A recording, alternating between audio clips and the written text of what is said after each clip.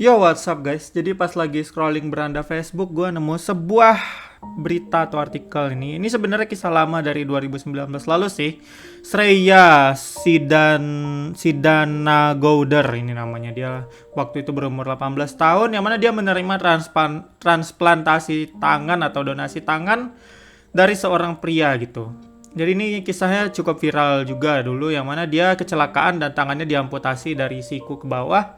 Dan 1 tahun kemudian dia kedua tangan loh kena amputasi, jadi dia nggak punya tangan ya kan. Dan setahun kemudian ada seorang laki-laki yang mengalami kecelakaan dan meninggal.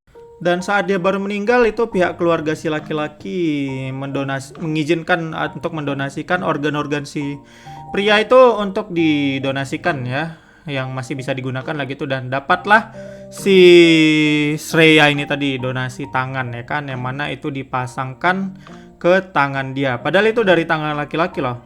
Tapi uniknya ternyata kasus yang langka ini sukses gitu operasinya ya kan. Dan dia disuruh tes darah dan sesuai, dan akhirnya dilaksanakan. Dia sempat terapi juga itu selama setengah tahun. Dan awalnya bisa kelihatan ya kan, warna kulitnya aja beda gitu. Yang tangannya agak gelap sementara dia lebih putih ya kan. Tapi ternyata setelah sekian lama gitu waktu berjalan, tangannya itu menyesuaikan dengan si pemilik barunya gitu. Ya agak unik sih, yang mana akhirnya tangannya mulai perlahan-perlahan menyesuaikan dengan si pemilik baru ya kan. Dan mulai mengikuti warna kulitnya juga, dan juga justru jadi lebih feminim. Dan akhirnya semakin terlihat natural seperti inilah. Jadi ya memang bisa dibilang ini hal yang langka sih, dan ternyata mungkin juga bisa seperti itu ya. Padahal tangan tuh udah putus loh, tapi ternyata bisa disambung gitu pakai teknologi medis. Dan akhirnya si Shreya ini pun masih bisa beruntung ya kan, dia pun punya tangan dan bisa menjalani hidup sepertinya dengan normal ya.